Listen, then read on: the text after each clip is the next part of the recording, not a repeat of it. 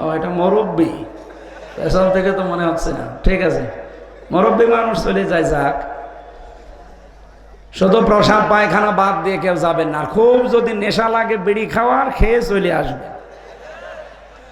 আমাকে তাহলে মনে করতে পারেন তো তাহলে বিড়ি খাওয়া মনে হয়। আরে ভাই, আমি আকিজে চাকরি করি, আমি আকিজ গ্রুপের খতিব। এখন এটার বিরুদ্ধে কথা বলা যাবে? আমার চাকরি থাকবে? যদিও আকিজে এখন আর বিড়ি নেই, ওনারা এটা বাদ দিয়ে খাবার বানায়। আমি অন্তত তাদের কাছে গিয়ে এইটা পরিবর্তনের চেষ্টা চালিয়েছিলাম সেই 19 সাল 20 সালে। আল্লাহ সফল করেছে। বারবার ওনাকে বলতাম যে স্যার, আপনাদের একটা বদনাম, আপনার বাবা এটা করেছে ঠিক আছে, কিন্তু এটা বাদ দিয়ে আপনারা খাবার তৈরি করেন।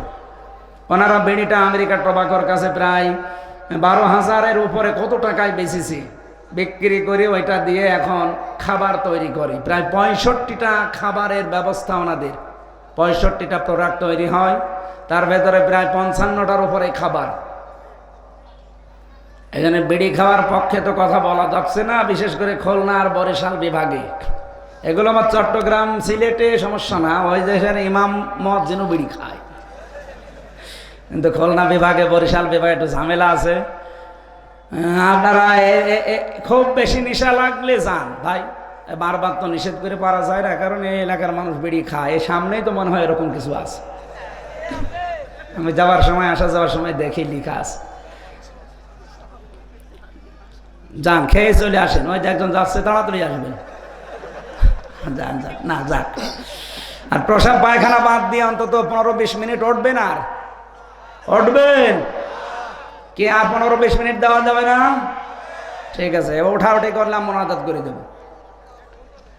আল্লাহ রাব্বুল আলামিন বলেন, মাই ইয়ারতাদ্দা মিনকুম, মান মানে যে ব্যক্তি, ইয়ারতাদ্দা দিয়েছেন আল্লাহ বাবে ইফতিয়াল, ইরতিদাদ শব্দের শাব্দিক অর্থ হচ্ছে হক থেকে বাতিলের দিকে ফিরে যাওয়া। আর এটার প্রবণতা বেড়েছে আগস্টের 5 তারিখের পর থেকে। আগে তো যাই ছিল, ওই সময় বুঝতাম না। এখন আগস্টের 5 তারিখের পর থেকে এই প্রবণতা বাংলাদেশের মানুষের অনেকের ভেতর আমরা দেখতে পাচ্ছি। ওরা সত্য দিন ছেড়ে দিয়ে মিথ্যার দিকে দৌড়াচ্ছে। কথা বলেন না কেন?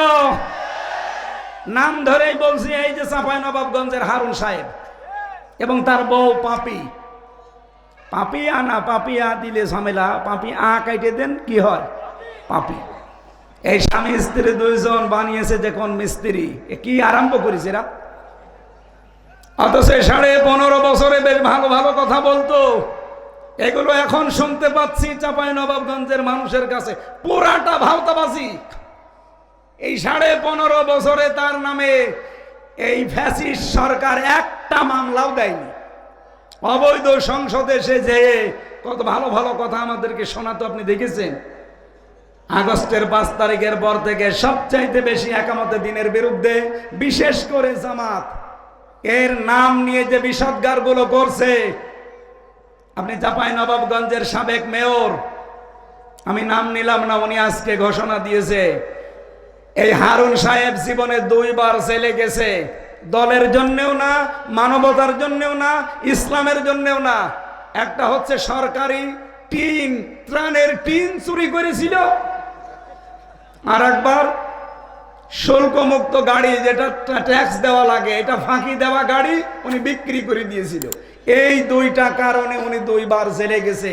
এটা কি দলের কারণে, মানবতার জন্যে, না ইসলামের জন্যে? ওনার মুখে কোনো কথা মানায়, বিশেষ করে একামতে দিন যারা পালন করে তাদের বিরুদ্ধে।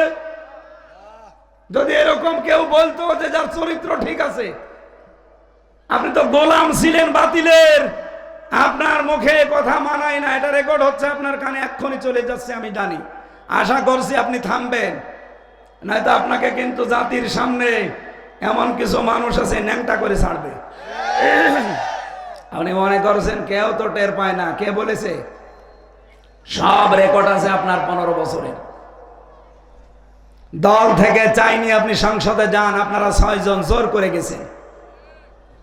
6 জনের ভেতরে 4 জন বলেছে আমরা যাব না, বাকি 2 জন, উনি আর ওই যে আরেকজন হবিগঞ্জের, আমি নাম নিলাম না, ব্রাহ্মণবাড়িয়ার, জোর করে গেছে তারা দলের সিদ্ধান্তের বাইরে। আমার যেহেতু সাবজেক্ট ওইটা না, আমি শুধু ইঙ্গিত দিলাম বাংলাদেশে বহু মানুষ কিন্তু আল্লাহর দিন থেকে ফিরে চলে যাচ্ছে একেবারে প্রকাশ্য ফ্যাসিস্টের দিকে, বাতিলের দিকে। ওরা মনে মনে করছে আমরা যদি এভাবে চলে যাই হাজারো মানুষ আমাদের দেখা দেখি চলে আসবে, এই দেশে অন্তত আর যারা দিনের কথা বলে তাদের কথা আর কেউ শুনবে না। আরে ভাই, দিনের মালিক কি হামজা? কথা বললেন না? দিনের মালিক ইয়াসিন, দিনের মালিককে আমরা হচ্ছে দিনের খাদেম, কামলা। আমরা চেষ্টা করে যাব দিনের পক্ষে। এদেশে যদি কায়েম হয় দিন ভালো, না হলে আমার কোনো লস নেই, ইয়াসিনেরও লস নেই। আমাদের বেতন আছে বিকাল 5টায়। বিকাল 5টা মানে জীবনের শেষ দিন। এই কথা বলেন না কেন? আপনি কি করলেন? আপনি বাধা দিয়ে টার্গেটে পড়ে গেলেন। দিনের মালিক যিনি, সে আল্লাহ। দিনের মালিক আবার বলেন তো হামজা কে? সুতরাং এদেশে যারা দিন বিরোধী তারা হামজা বিরোধী না, তারা সরাসরি আল্লাহ বিরোধী। আমার নিজের কোন সম্পদ যদি আপনি মেরে কেটে নিতেন আমার রাগ হতো। আপনি তো সরাসরি বিরুদ্ধে আছেন আল্লাহর দিনের, তার মানে আল্লাহর বিরুদ্ধে গেলে আল্লাহর রাগ হবে না? বলেন বলেন। আল্লাহর রাগ যদি হয়, উনি 3টি কাজ করেন। এদিকে তাকান। এসো কোরআনের ছায়া তলে সমবেত হই, এসো আল্লাহ রাসূলের অনুগত হই।